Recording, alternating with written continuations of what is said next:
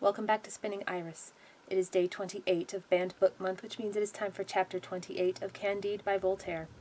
In the last chapter, Candide, Martin, and Cacambo boarded a ship bound for Constantinople, where they discovered the young Baron and Pangloss, somehow both of them alive. Let's find out what happened to them. Are you ready? Let's go. Chapter 28. What happened to Candide, Cunegonde, Pangloss, Martin, etc. "Forgive me once again," Candide said to the Baron. "Forgive me, reverend father, for having run you through with my sword." "Let's say no more about it," replied the Baron. "I was a little too hasty, I admit it. But since you want to know how it happened that you saw me as a galley slave, I'll tell you that after I'd been cured of my wound by the brother apothecary of the college, I was captured and taken away by a detachment of Spaniards. I was imprisoned in Buenos Aires just after my sister had left. I asked to be sent back to Rome to the Father General. I was appointed chaplain to the French ambassador at Constantinople. One evening, less than a week after I'd taken up my duties, I found myself with a very handsome young officer of the Sultan's palace. It was hot, and the young man decided to bathe, so I took the opportunity to bathe also. I didn't know it was a major crime for a Christian to be found naked with a young Muslim. A judge had me beaten 100 times on the soles of the feet, and sentenced me to the galleys. I don't think a more horrible injustice has ever been committed, but I'd like to know why my sister is working in the kitchen of a Transylvania sovereign who's taken refuge with the Turks." "And you, my dear Pangloss," said Candide, "how is it possible that I've found you again?" "It's true," said Pangloss, "that you saw me hanged, and I was naturally supposed to be burned. But you remember that it began pouring rain when they were about to roast me.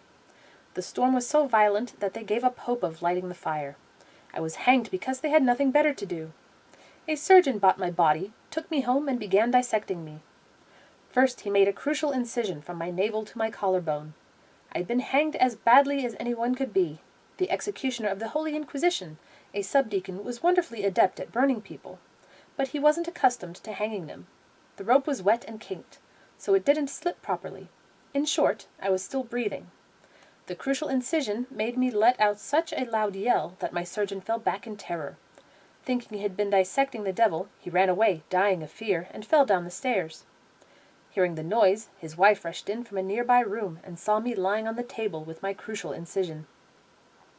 She was even more frightened than her husband. She ran out of the room and fell on top of him. When they'd both recovered their wits a little, I heard the surgeon's wife say to him, 'Whatever made you decide to dissect a heretic, my dear? Don't you know the devil is always in the bodies of such people? I'll go get a priest to exorcise him right away.' I shuddered when I heard this. I gathered the little strength I had left to cry out, 'Have pity on me!'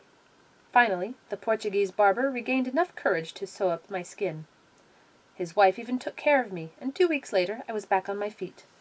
The barber found me a position as servant to a knight of Malta who was going to Venice, but when I learned that my master didn't have enough money to pay me, I became the servant of a Venetian merchant and went with him to Constantinople. One day I took it into my head to enter a mosque. There was no one inside except an old priest and a pretty young worshipper saying her prayers. She was wearing a dress with a very low neckline, and between her breasts she had a beautiful bouquet of tulips, roses, anemones, buttercups, hyacinths, and auricula's. She dropped her bouquet. I picked it up and put it back with zealous respect. I took so long to put it back that the priest became angry, and when he saw I was a Christian, he called for help. I was taken before a judge who had me beaten 100 times on the soles of my feet and sent me to the galleys. I was chained in the very same galley and on the very same bench as the Baron. In that galley there were also 4 young men from Marseille, 5 Neapolitan priests, and 2 monks from Corfu. They told us that such things happened every day. The Baron claimed that he'd suffered a greater injustice than I had, whereas I maintained that it was much more permissible to return a bouquet to a young woman's chest than to be naked with an officer of the Sultan's palace. We were still arguing constantly and receiving 20 lashes a day when the chain of events of this universe led you to our galley and you bought our freedom. "Tell me, my dear Pangloss," said Candide, "when you were hanged, dissected, cruelly beaten, and forced to row in a galley, did you still think that everything was for the best in this world?"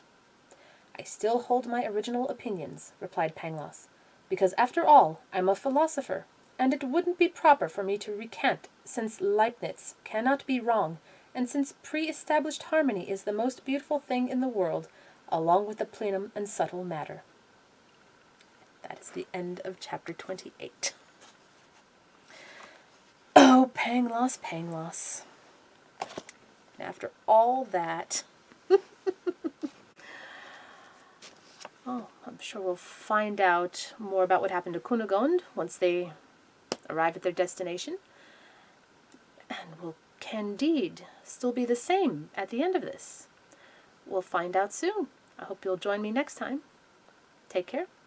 Bye-bye.